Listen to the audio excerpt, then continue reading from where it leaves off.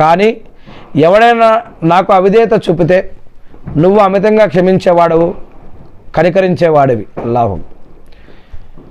మా ప్రభు, నా సంతానంలో కొందరిని పంటలు పండని కటిక లోయలో నీ పవిత్ర గృహం కాబా వద్ద వసింపజేశారు. మా ప్రభు, వారు నమాజును నెలకొల్పేందుకే ఇక్కడ వదిలిపెట్టాను. కనుక ప్రజలలో కొందరి మనసులు వారి వైపుకు మొగ్గేలా చేయి. వారికి తినడానికి పండ్లు ఫలాలను ప్రసాదించు, వారు కృతజ్ఞులుగా మెలిగేందుకు. ఓ మా ప్రభు, మేము దాస్తున్నది, బహిర్గతం చేస్తున్నది అంతా కూడా నీకు తెలుసు. భూమిలో కానీ ఆకాశాల్లో కానీ ఏ వస్తువు కూడా అల్లా నుండి దాగిలేదు. ఈ ముసలితనంలో నాకు ఇస్మాయిల్, ఈసాకులను ప్రసాదించిన అల్లాకు కృతజ్ఞతలు. నిశ్చయంగా నా ప్రభు మొరను ఆలకించేవాడు. అల్లాహు. చూడండి, ఇక్కడ నమ్మకం, స్తుతి, ఆరాధన, అప్పగింత, క్షమాపణ, అల్హమ్దులిల్లాహ్ అన్నీ కూడా ఉన్నాయి. చూడండి, ఇది నా 41-42 వాక్యాలు. నా ప్రభు, నన్ను నమాజును నెలకొల్పేవానిగా చెయ్యి. నా యొక్క సంతతి నుండి కూడా ఈ యొక్క వ్యవస్థను నెలకొల్పే వారిని నిలబెట్టు. ప్రభు, నా ప్రార్థనను ఆమోదించు.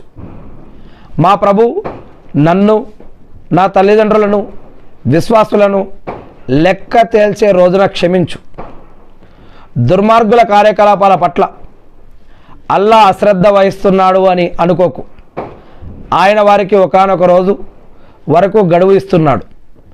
ఆ రోజు వారు కన్నులు తేలవేస్తారు, తలలో పైకెత్తి పరుగులు తీస్తుంటారు.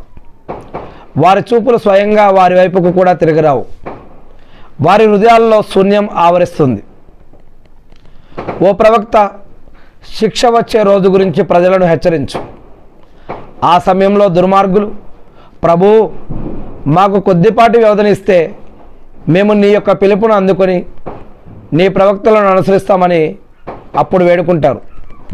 అప్పుడు వారితో ఇలా అనబడుతుంది, ఏమిటి?